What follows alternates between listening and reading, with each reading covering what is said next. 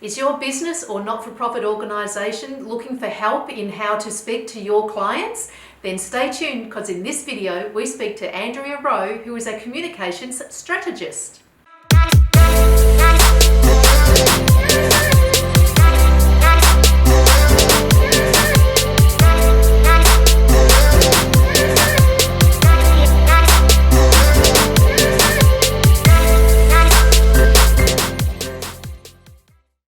Welcome to another episode of On the Couch with McNeill Real Estate. My name is Janet, and today I'm delighted to introduce to you Andrea Rowe, who is a well-known local identity, who is an author and a communication strategist and a freelance writer, connecting people through copywriting, content and communication strategies. So welcome, Andrea. Thanks, Janet. Thank you. Hopefully I got all that right. You did. It was a mouthful. It was a bit, but that's great. So firstly, Andrea, tell us a little bit about yourself and your background. Sure. Well, my original background was in journalism, so I worked in media and worked all over the world, but predominantly worked in Victoria as a minister's media advisor and in a ministerial media team, and then went on to work with a number of campaigns, writing their copy and developing the strategy behind it. So words are my thing, yes. And I also am an author on the other side of the pen. So I'm kind of a word girl, really, is what it really wraps up into. Yep. Which is words are what you love. They're what I love, and it's books are where I live, and writing is where I live as well. So perfect. I'm fixated with not just how to say something, but finding the words that really articulate something. What you're trying, the message you're trying to get across. Definitely. Yeah. Okay, that's brilliant. Now, you are a local girl, so tell me what you love most about the Mornington Peninsula. Well, I'm one of the sand dune kids, one of the sand dune girls. So I live down on the in St Andrews Beach. I love the ruggedness of the dunes and just sort of the sweeping ocean views. For me, what I love about St Andrews Beach particularly is it's quite an eclectic little community. You've got sort of people who are very artistic, you've got the surfy culture, you've got a lot of people with an environmental connection and a participation as well. And you've got people that have also been in St Andrews Beach for a long time that have seen the change too. So I love that area. I love the dusty tracks that you can sometimes drive down. And I love the little sand tracks to get to the beach. So for me, it's all about also being really connected to the national park and being able to access it and enjoy nature in its pristine coastal environment too. And it is beautiful down there because, as you say, it's the rugged, it's the ocean beach. You've got the cliffs, you've got the water, you've got the waves. It's stunning for sunsets. It's stunning for day strolls. But I think the other thing about St Andrews Beach as well is we've got a lot of holiday houses in there too, and the people that come down really are appreciating the opportunity to check out and relax. So it's largely a very quiet community of people just wanting to enjoy that nature as well. So we've sort of got the best of everything as well. That's brilliant. Now, you touched on it a little bit, but can you tell me a little bit more about your past career? Was it media, PR management and copywriting? Absolutely. So when I came back to Australia, I lived overseas for many years in France and Canada. When I came back to Australia, I ended up working for Parks Victoria as their media management and went to the Commonwealth Games, Melbourne Commonwealth Games, and did media there too. So my background there was always to sort of maybe coordinate things with media representatives or help manage issues that were unfolding as well. So a lot of that involved writing media articles, connecting with journalists, getting journalists out to the field to connect with people as well.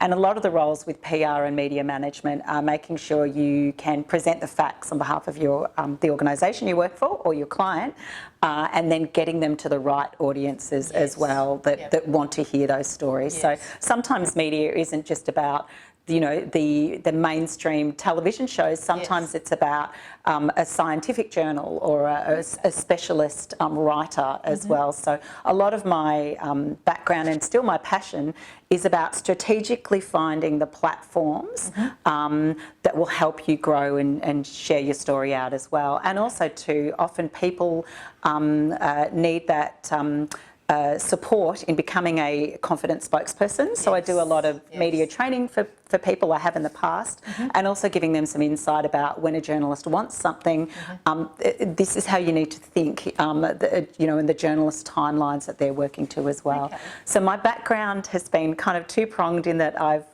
worked in media, but also I've been a person that have helped the media achieve what they need to achieve quickly as well. So. Fortunately, in the last 10 years, I've been able to take that into my own business, and I freelance for lots of different not-for-profit organisations predominantly. So people like the Royal Flying Doctors, conservation volunteers, Kids Teaching Kids. So lots of different conservation volunteers as well. Lots of different organisations that need someone to come in with a little bit of a strategic approach to their communications. And it might be a what are the words we need to say, or it might be who should we be speaking to, because we've got a story that's worth everyone connecting with. So I love helping connect those dots. It's something that really excites me, and I love it when a journalist says, this is fantastic, this is highly newsworthy, because you know that you're actually achieving a target then. Yes, you've hit the right spot. Exactly, for both the media and the user of the media and the client as well. Yep. Oh, that's fantastic. Very fascinating. Yeah, I love it. And so a lot of my other work still is, sometimes I'm just writing media releases for organisations with some news to share, and that's about getting to the nuts and bolts of an issue too. The copywriting aspect, I would write lots of websites, lots of bio profiles, lots of campaign material for people, and again it's about breaking down the messages so that a reader or a listener can take something away quite quickly. And get straight to the point as well. Absolutely. A lot of times when you write something, there's a lot of fluff in there. Yes. And you lose, pardon me, you lose the attention of the reader. Exactly. And, and being a strategist as a copywriter, particularly in our digital time now, is about reflecting on what are the what's the dialogue out there, what are some terms people are looking for when they're searching for your product or your service, and equally, how are there different ways of telling that story? Can we use a testimonial as opposed to me talking about my service? So I love putting all of those pieces together, which is where the copy and the strategy come together. Yes. Yeah. Oh, that's fascinating. So I guess with this communication strategist, how does it actually help an organisation? So sometimes an organisation has an endpoint they want to be at, but then maybe not abreast of something like, okay, we need to connect with 16 to 35-year-olds. So a strategist can come in and say, all right, well, we know from research this is where they're hanging out for their information, or it might even be a regional thing where we say, okay, let's go a little bit more grassroots. So the strategy is we need to go to this and this community day, or we need to advertise here, or it might be we need to actually turn up at this event and offer to do a presentation or something like that. So a strategy looks for the opportunities to build your connections with, but also then I sort of usually tie it up in a bow with things like, there's a fairly detailed sheet of here's our talking points, here's our media activations, and then it might be even something like here's our components that the organisation can take back internally to sort of refocus on some of its messages as well. So I like to think as a strategist as being a jigsaw player and putting helping find the right jigsaw pieces to fill the holes to have the complete picture. So the other great thing about a strategist is we ask a lot of questions. I gathered that because I got grilled when you arrived. And if we ask questions, then we understand the endpoint that you need to achieve. But also that's where we can hear where there are challenges and opportunities that we need to explore as well. So that's strategy life. That's brilliant. Never not working. So coming to that, it sort of touches on what should a client actually think about, or what do they have to sort of have in their mind before they engage you? Sure. With someone like me with both copywriting and strategy, I'm always saying straight away, what does your picture of success look like for you? What would an achievement be that you'd be considered as satisfactory? And then I have to consider whether that's realistically achievable. But also the other one is, who do you want to talk to? And everyone isn't the answer. No, that's it's right. let's drill down and be niche and be specific, because everyone can come in afterwards. Let's look at the very focus. So there's a lot of who do you want to talk to, and then it's how have you talked about yourself in the past. And then I do a lot of looking at things like, okay, so what worked in the past and what didn't? Because sometimes a copywriter and a strategist can come in and say, well, that was working, let's build on that. And then, okay, that's why that didn't work. So there's a lot of very basic questions, and even when people work with me, I send them straight out a brain dump document to sort of say, let's see if any of this resonates with you. Right, okay. No, that's great. It sounds very organised, obviously, which you need to be. So how much sort of input does a client actually need to do in order to work with you and achieve their goals? I usually have a 2 to 3 stage process with either editing or check-in milestones. So if it's if it's a copywriting service, usually it's a briefing stage. Check-in is your skeleton copy, and then the second stage is your second edit stage, and then we have sign-off. So that's people doing something like websites or brochures or those or media.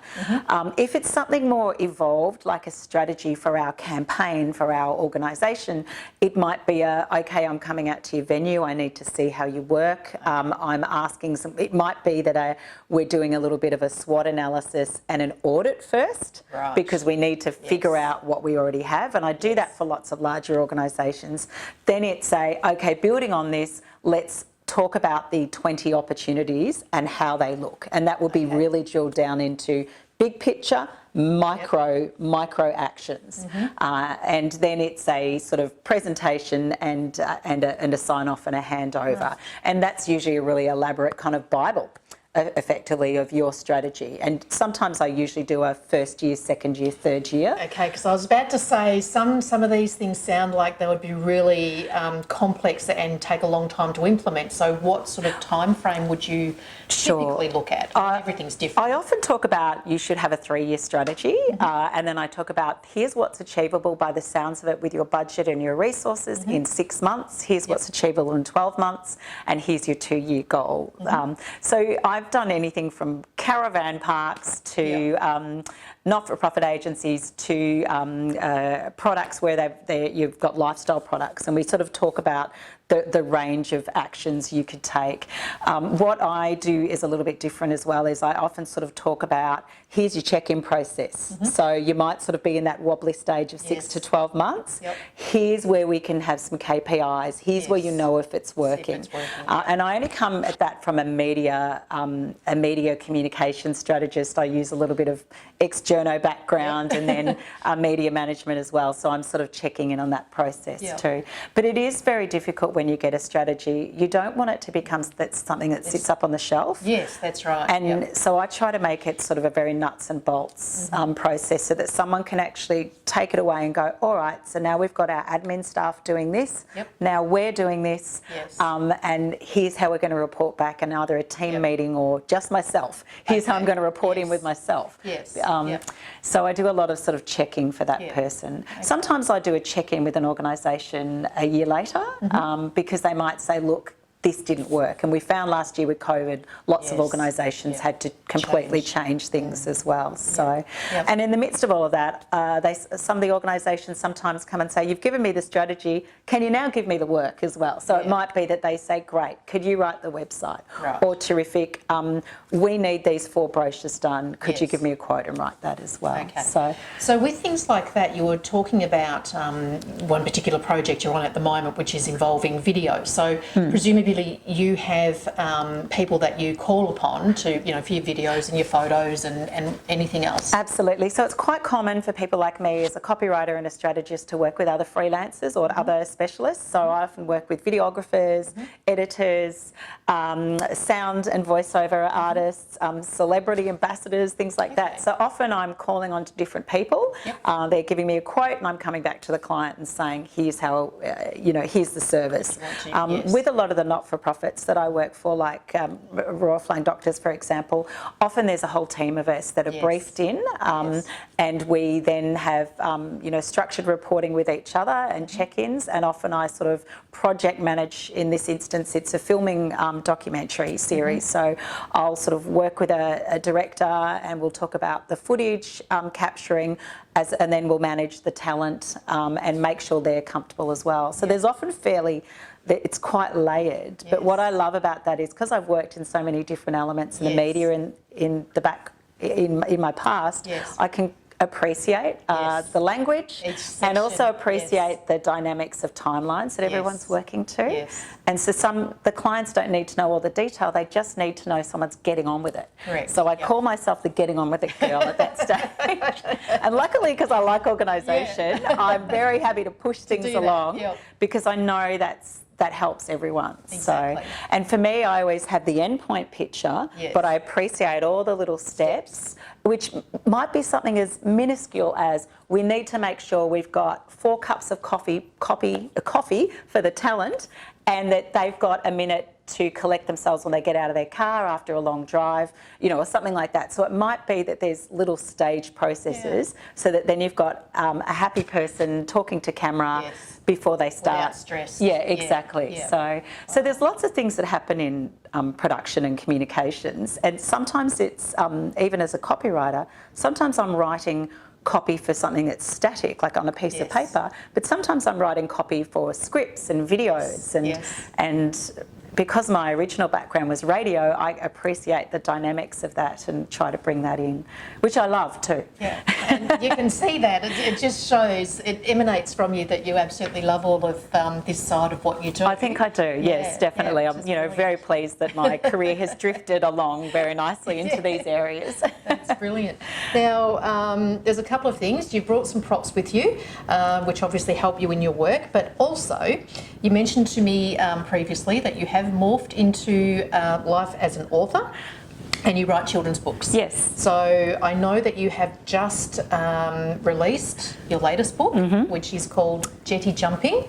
And tell us a little bit more about your authoring. I've written children's books forever, but it's, as everyone knows who's authored, it is a hard road to get yourself into the publishing a line of fire eventually. So I was very lucky. Jetty Jumping was signed several years ago, but there were a few delays, and particularly COVID last year. So it's come out with Hardy Grant. It's a children's picture book. I'm the author. There's an illustrator, Hannah Somerville, who's wonderful, and we're very lucky in that the book sold out around Australia in the first 16 days in January. It's now on its extension. Its second reprint was purchased completely by Kmart, and now it's on its extension reprint. So there are bookstores across Australia waiting for the book. I cannot believe Children's Book Week is going gangbusters. That's a very big week for children's authoring. So look, children's authoring for me is a passion. I've always written children's picture books.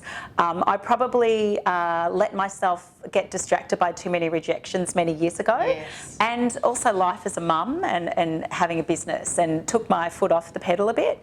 So many years ago I decided this is my dream that I still need to have realised. So decided to approach authoring with a business head and take it seriously. Strategist hat on. Exactly. The strategist really came out, and then and I still do. It's a business to constantly pitch and to pick yourself up from a rejection and learn from it and absorb the information and take it on. And I'm having a lovely time with Jetty Jumping this year. I have some other books at acquisitions and talking with publishers at the moment to see where they fit. It's a funny situation, children's publishing, because we're emerging in Australia with our voices and who has the right to tell a story and who owns certain stories as well. So we're in a different space with children's publishing. I'm also halfway through a young adult novel set in the sand dunes, so no surprise where that might be. And hopefully one day I could realise that as well. But the lovely thing about children's publishing is we have such strong sense of connection with landscape in Australia and with people and with voices that I'm just really thrilled that Jetty Jumping got it's been embraced from Glenelg to Broome to the Gippsland. People are just really connecting with it and tagging me constantly, so I really appreciate that. But the authoring journey is just as much of a passion, and recently I've been speaking to lots of libraries and children's events, exactly, and schools, and I'm talking a lot about my journey as an author, how your dreams don't always happen straight away. No, they don't. And also your dreams have several drafts to them, just like a children's book. Yes. And so I've been talking to children a lot about don't get fixated on the end result. Yep. Appreciate the journey along the way. And here's an author's notebook. Here's an example of a notebook. And here's all my drafts. And it takes lots of drafts to get to the final end. So I'm enjoying sharing that with others, because it's kind of like I needed to have told myself that several years ago. No, that's brilliant. We'll have to have a look at the book ourselves, and if anyone is obviously wanting to know more about Jetty Jumping, you can follow Andrea online and order a book. So coming back to that, how do people get in touch with you and your business? Sure. Well, I'm andrearowe.com.au, so it's fairly easy. And on my website, I have Instagram, Facebook, and LinkedIn and Twitter. Everything's sorted. I also run the Peninsula Writers Club, so they could find me through there as well. But easy to find me and connect with me, and look forward to chatting words with anyone who's interested. That's amazing. Now, Andrea, what do you do when you're not working? I think I know. But it's a lot of writing, but really I'm a bookworm, a lot of reading as well. I'm really lucky in that I work with a lovely bookstore called Antipodes down in Sorrento, and we do a Words After Dark event. So I'm spending a lot of time reading books, reviewing them and interviewing the authors as a part of that. So that's a passion project. But also I have a very active family, so we do lots of sailing and camping. We love getting out there. As much as we love living on the peninsula, we love taking ourselves off the peninsula to enjoy the rest of Victoria. But really, when I'm not doing all of that, I'm a big sand dune walker and a beach walker and a rock pool rambler. So you'll often find me poking around down in the rock pools. You live down there then. Exactly. It's a really handy. I've always been drawn to the beach, and so living right next door to a national park and next to a beach is great, and it's a great way to spend my time. So that's brilliant. Well, we've really enjoyed learning more about you, Andrea, and your business. It's been absolutely fascinating. A lot of what you've just told me I didn't know. It's like everything, there's things behind the scenes that we just don't know because we're not in that kind of industry or field. Absolutely. So thank you for joining us today. Thanks for the opportunity. It's been great. And that concludes another episode of On the Couch with McNeill Real Estate, and thank you for watching. If you enjoyed that video, make sure you subscribe, and we'll see you next Tuesday.